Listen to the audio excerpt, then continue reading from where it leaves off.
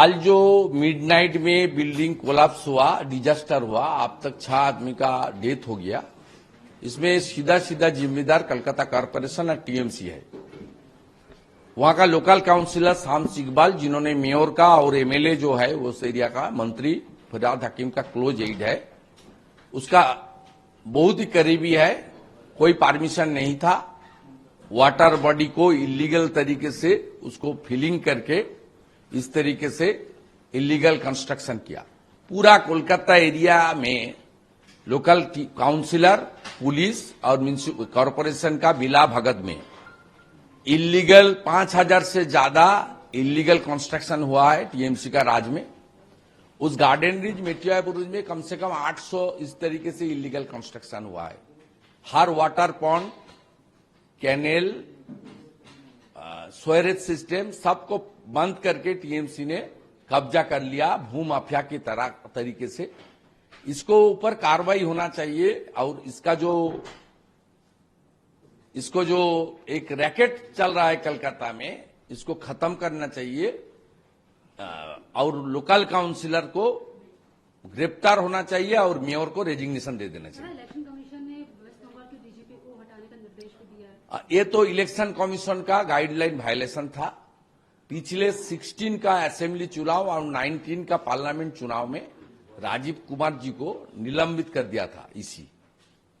फिर एक बार ममता बनर्जी जानबूझ के ही उनको डीजीपी बनाया। इस तरीके से कुछ एसपी, कुछ आईएएस, आईपीएस ऑफिसर का नाम भी हम लोग का पास है। उसका भी वायलेशन है इलेक्शन कमीशन का गाइडलाइन। इलेक्शन कमीशन जिसको एक बार रिमूव करता है, दूसरा बार इलेक्शन के दौरान उसको चार्ज में, रिस्पॉन्सिबल चार्ज में रखना नहीं होता है।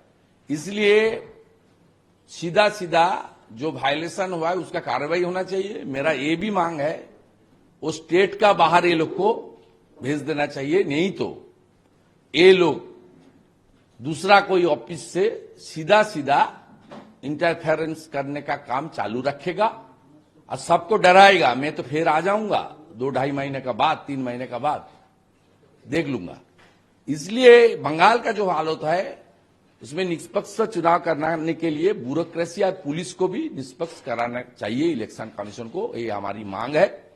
आज जिस तरीके से कॉम्पेंसेशन दिया गया है वहां वो हादसा का बाद, वो तो म्युनिसिपल कमिश्नर और डिजास्टर मैनेजमेंट का सेक्रेटरी और चीफ सेक्रेटरी को बोलना चाहिए था। एक नेता के नाते, एक पॉलिटिकल फंक्शनरीज के नाते मेयर डिक्लेयर किया, ये भी एमसीसी का वायलेशन है। आखिरी सवाल है, संदेश खाली में महिलाओं का जो उत्पीड़न हो रहा है, राहुल गांधी हिंदू धर्म की शक्तियों के विरोध में बातें कर रहे हैं, तो कैसे देख रहे हैं? क्योंकि अलायंस भी है टीएमसी और संदेश खाली में खामोश था। मल्लिकार्जुन खड़गे ने बताया तो होता चलता रहता है, जो होता रहता चलता है तो नारी शक्ति बंधन करके क्या होगा? नारी शक्ति का बंधन मोदी जी ने किया। 75 साल का बाद लोकसभा विधानसभा में उन लोग को संरक्षण मिला और राहुल जी ने ये सब का विरोध किया। इसलिए इस बार मोदी जी का साथ पूरा देश का जनता, मोदी जी नारी दिवस को उद्यापन के लिए कलकत्ता का बारासात में मीटिंग किया।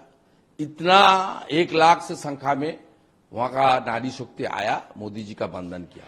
उजाला स्कीम से लेकर आवास योजना का घर माता का नाम में लेकर सब में फाइनली प्रेसिडेंट नॉमिनेटेड सुभा देवी को जिस तरीके से राज्यसभा में लिया, इसमें मातृशक्ति नारी शक्ति का वंदन मोदी जी करता है, मोदी जी का सरकार ही करता है, भाजपा ही करता है। इसलिए मातृशक्ति का समर्थन पिछले राजस्थान, मध्य प्रदेश, छत्तीसगढ़ चुनाव में आप देख लिया। आगे भी जो लोकसभा चुनाव होने वाला है, कमल खिलाने के लिए मातृशक्ति आगे आएगा।